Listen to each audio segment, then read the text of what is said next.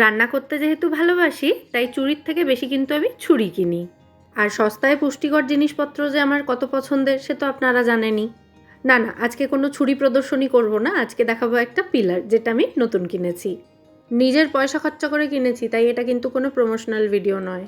যাকগে, বাজে কথা অনেক হয়েছে, এবার একটু পিলারটা দেখাই। নর্মাল পিলারের মতো দেখতে হলেও এই পিলারের কিন্তু দুটো দিক আছে।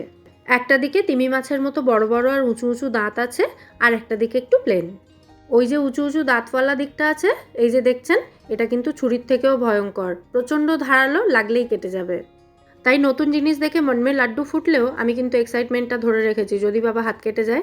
চলুন এবার তাহলে কিচেনের দিকে যাই।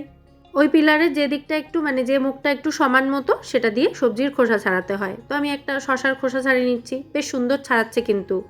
আগেকার দিনে শাশুড়ি মায়েরা যেমন নতুন বউদের পরীক্ষা নিতেন, বৌমা কতটা পাতলা করে সবজির খোসা ছাড়াতে পারে, আমিও তেমন এটা একটু পরীক্ষা নিলাম, পাশ করেছে। তো এবার এই উল্টো দিকে তিমি মাছের দাঁতের মতন ধারালো মুখটা দিয়ে শশার ওপরে এভাবে লম্বালম্বি টানছি, আর তাতেই দেখুন শশার জুলিয়ান তৈরি হচ্ছে কি সুন্দর। একই রকমভাবে একটু বিট, গাজর এগুলোর ওপরেও এক্সপেরিমেন্ট করে নিলাম, মানে এগুলোরও জুলিয়ান তৈরি করে নিলাম। কি দারুণ হচ্ছে দেখুন, পিলারটা কিন্তু একেবারে পাইছে।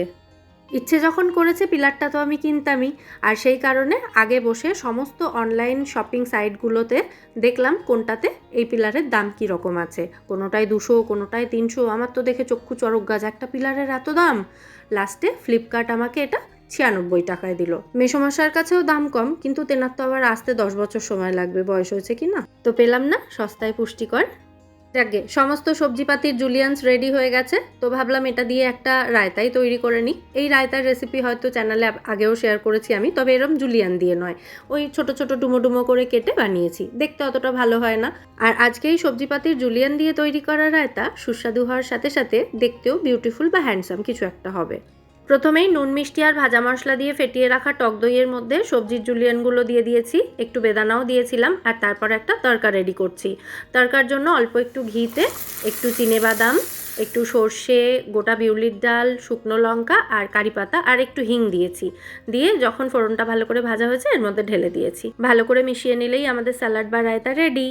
দেখুন, শর্ট ভিডিওতে একটা পিলার দেখাতে বসেছিলাম, আর একটা রেসিপিও আপনাদের সাথে শেয়ার করে দিলাম। তাহলে হলাম না আমি রাঁধুনি মানুষ?